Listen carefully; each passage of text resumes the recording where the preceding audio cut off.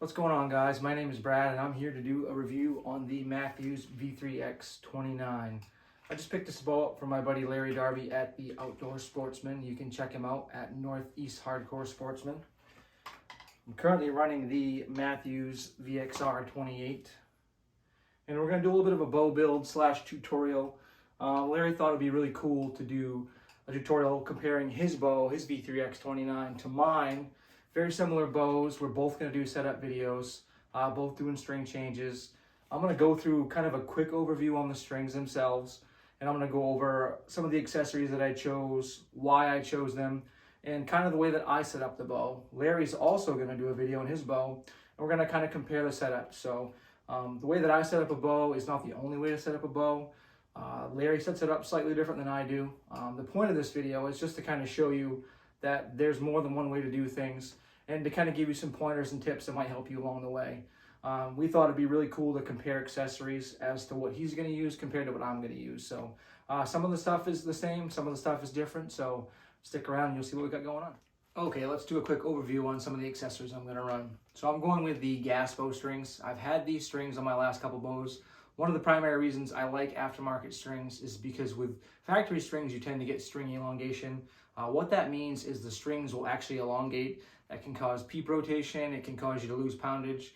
It's super frustrating, especially if you don't have a pro shop nearby or you don't have a bow press. It's something that you're constantly fighting. With aftermarket strings, they're pre-stretched. They don't move, generally speaking, especially these gas bow strings.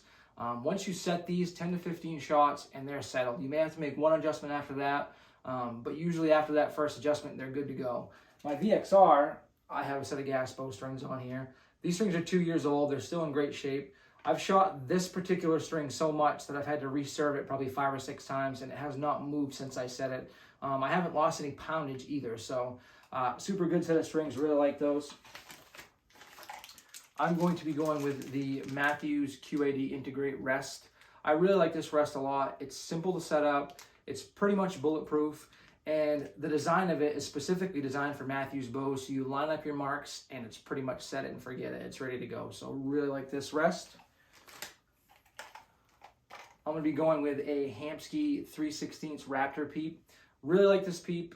This is a new for me this year. First time I shot it. One of the things that I had problems with my previous peeps is I was getting glare in different light situations. And this particular peep is actually baffled on the inside, and it's really helped me reduce that. I can see my pins so much better with this peep. I really like this peep a lot. One of the things that initially turned me off about it is the fact that it's a little bulky, which it definitely is, but it's totally worth it. Also going to be going with the Mathews Low Pro detachable quiver. I don't generally shoot with my quiver on.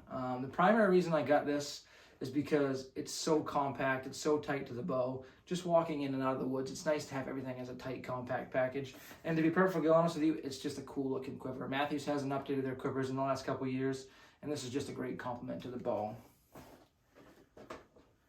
Something new this year as well is this Mathews 8-degree quick disconnect. I wanted to run a quick disconnect simply for the fact that I wanted to be able to take my stabilizer off. I also wanted to try the angled stabilizer. It's something that I haven't shot before, and I just want to try it out. I may not stick with it, but I'm going to try it this year for the first time. If I don't like it, I can always go to the 0 degrees, so we're going to give that a shot. I'm going to be taking this HHA Tetra Max off my VXR. That's going to be going on the bridge lock on the new bow. One of the things that I did is I installed HHA's Infinite Adjust Plate. One of the concerns people have had with the bridge lock technology on the new Mathews bows is they run out of windage. What this does is it helps shift your sight so you have plenty of windage so you don't have to worry about any left to right adjustments. Another thing that this solves is in the past, when adjusting your 20-yard mark, you would do it on your slider here with these 2 bolts, but the second axis adjustment was within that. So if you set your 20, you'd have to reset your second axis. Well, now your second axis is actually independent of that. So when you set your sight up, you set your second axis and you're done. The slider is completely independent of that. So that's a really cool feature as well. I really like this sight a lot. It's been bulletproof for me. I'm going to be taking the 10-inch Mathews stabilizer off and putting it on my new bow. I think I'm going to put a shorter stabilizer on this bow. I haven't decided. I haven't 100% decided what I'm going to do with this bow, but those are the 2 accessories I'm going to be taking off of it and putting on the new one. So let's get going.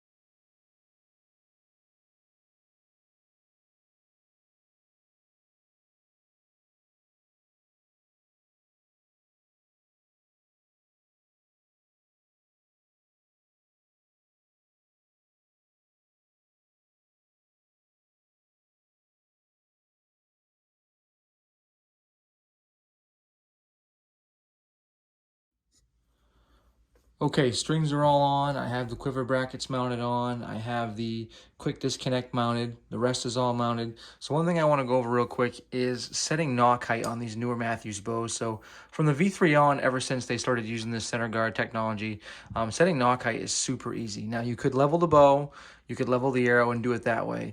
But truthfully, the way I prefer to do it is simply to nock an arrow.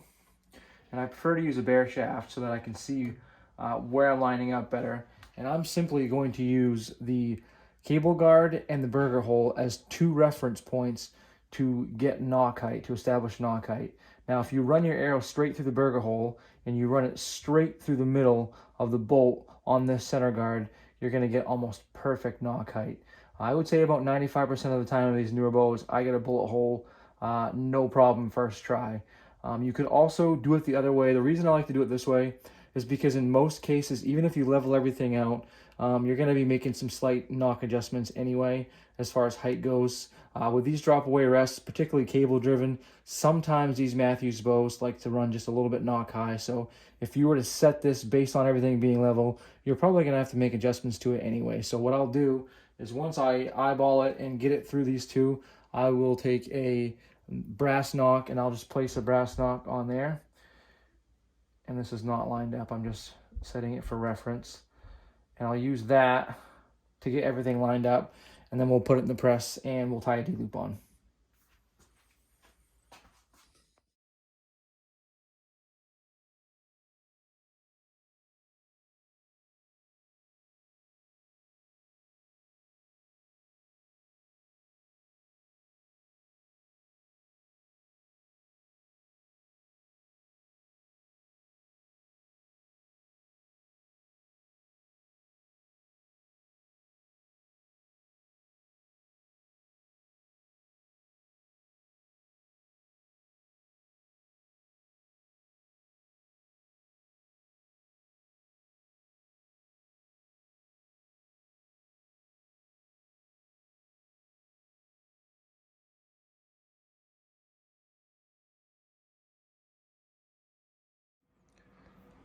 Okay, I've got the bow just sitting loosely in the press here. Just wanted to go over a couple things real quick. D-loop is all tied on. We're going to come back to that. Peep is served just around the peep itself in case we have to make any adjustments.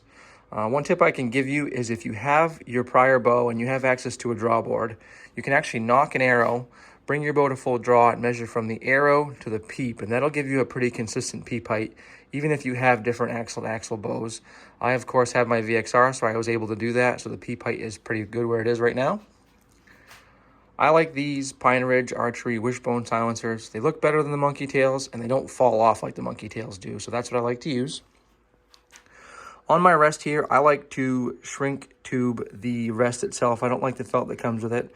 One tip I will give you is to just put a little drop of super glue right here before you shrink them down, and these will never come off. It really works great. I think it looks a little bit nicer. Coming back to the D-loop, you'll notice I do not have nock sets on here. A couple different reasons for that. The primary reason is I actually like to tune my nock height with my D-loop. So what I do is I will set my nock height with this D-loop. If you tie nock sets, it causes serving separation sometimes, and if you have to cut them off, which you often do, you can cause damage to your serving. You may have to reserve your string, which can be kind of a pain in the butt, especially during initial tuning. So what I like to do with this D-loop is, a lot of people don't know this, but you can actually spin your entire D-loop up and down the string to adjust for nock height. So if I had a nock low tear and I wanted to adjust this D-loop up, I could simply spin the entire D-loop up the serving a couple turns towards me, and that will move your arrow nocking point up. Conversely, if you had a nock high tear and you wanted to move down, you can spin this away from you and it'll slide the nocking point down. So the material that I use works really well for this. I actually don't even tie nock sets after the fact. If you wanted to, you certainly could. This is a good tip. If you wanted to use nock sets to get your nock height perfect when paper tuning, then you could use your nock sets and tie a D-loop in. I just prefer to do it this way. I use the BCY Spectra 23 D-loop material. It's really good material. You'll see the Spectra's on bottom. This is 24 on top, which is a great material as well, but you'll notice that this is considerably thinner. It's a lot more durable. It's a little bit easier to work with as far as making knots. It's not as easy to burn down, but it's a lot more supple. So when you're tying your D-loop in, you can get a really good knot, and it's a lot more flexible, which causes less torque on the string. So I really prefer to use this stuff. It can be a little more difficult to work with when burning the ends, but with a little bit of practice, it's just fine. So I will use that. Another thing I want to note is I'm a left-handed shooter. So when you're shooting a handheld release, it does help to tie the D-loop in a certain way. Now, this is the bottom of my bow. What I like to do is tie my D-loop so that the bottom knot is facing outward. And the reason I do that is because when I come to full draw and I twist my handheld release, this D-loop is already set up so that it turns naturally in that direction. Conversely, if you are a right-handed shooter, you'd want to do this exactly opposite. Now, if you're shooting a trigger release, it wouldn't matter because you're pulling straight back. But where we introduce torque with a handheld release, it's a good idea to do that. So that's how I have my D-loop set up. We're going to start tuning here in just a second, but I wanted to give you that tip as far as the D-loop goes, spinning it up and down the string. It works really good. It doesn't cause any serving issues. And once you have your nock height established, this D-loop is tied tight, but it's not cinched. It's safe to draw the bow and everything, but once I have my final setting, I'll really stretch that, and this thinner, a little more supple material will bite into that serving really good. And as long as you establish enough room in between these two knots, you won't have any trouble with nock pinch at all. So that's how I like to set them up, and we'll get to paper tuning. Okay, we're going to check poundage real quick, see what we're drawing for weight.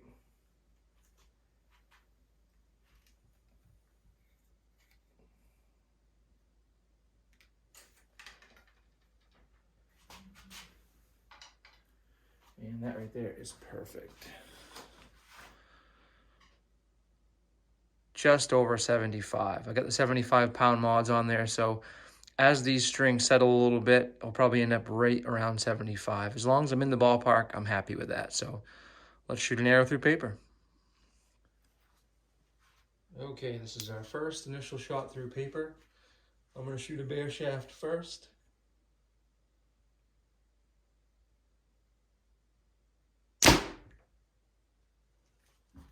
Boy, it doesn't get much better than that. That is a perfect bullet hole. Let me grab the camera so you can see it a little better.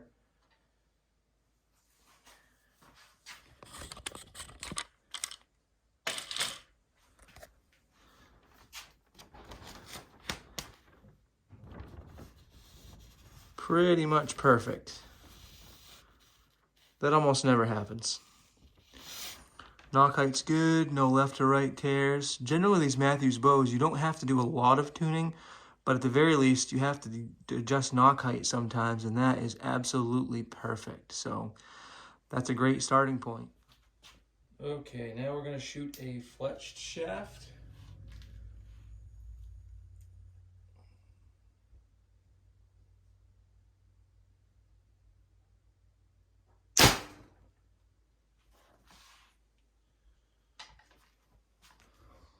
Let's take a look.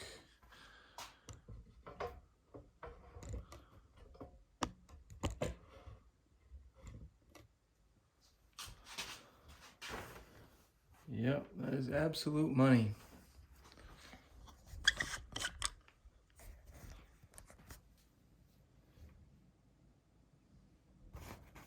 Right dead center of that 4 fletch. So I like to shoot both, just because obviously you're gonna shoot and hunt with fletchings on. So sometimes you actually will get a little bit of variance. You can put tape on the back of your bare shaft to accommodate for that, but I like to just shoot both. Most of the time, if you get a bullet hole like that, you're gonna get a bullet hole with a fletched shaft as well. So the good thing about this is I can pretty much tell you from these 2 tears that this thing is gonna shoot lights out.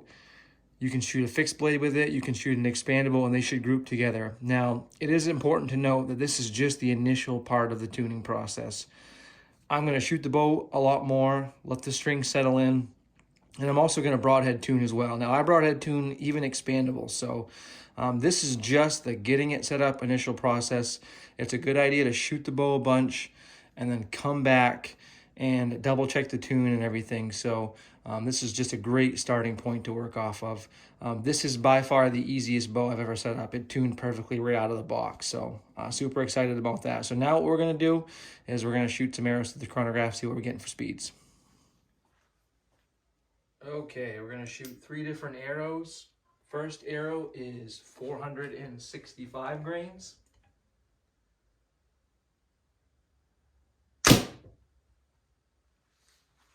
.288. Second arrow is 485 grains.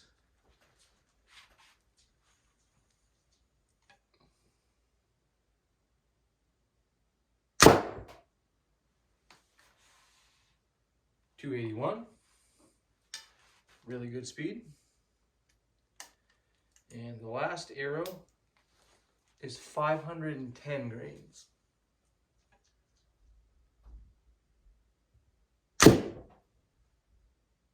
.275, not bad at all. So hopefully that gives you guys a good idea as to how I set up a bow. Like I said before, it's not the only way to do it. It's just the way that I do it. It's the way that I've had a lot of success doing it. And as you can see, it worked out perfectly. It doesn't always work out like that. But usually with a little bit of time, you can get a bullet hole first shot just by doing that. So I didn't have to move top hats, which is really cool. Everything's set. So now what I'm going to do is cinch the D-loop down and just shoot the bow a bunch and continue to tune from there. So one thing I didn't want to mention is what I'm shooting for an arrow. I didn't talk about that. So I'm shooting the Victory VAP SS. I am shooting a 4-fletch this year, most likely. What I'm going to do is fletch up a bunch of different shafts. I'm going to shoot those 3 different weights that I shot in the video. I really want to play around to see which one flies the best, which one groups the best. I'm also going to fletch up some in a 3-fletch as well. So I'm going to do a 4-fletch in each weight, a 3-fletch in each weight, and I'm just going to pick the one that shoots the best. I'm actually leaning towards shooting a slightly lighter arrow this year. The primary reason being is that I like to shoot long distance.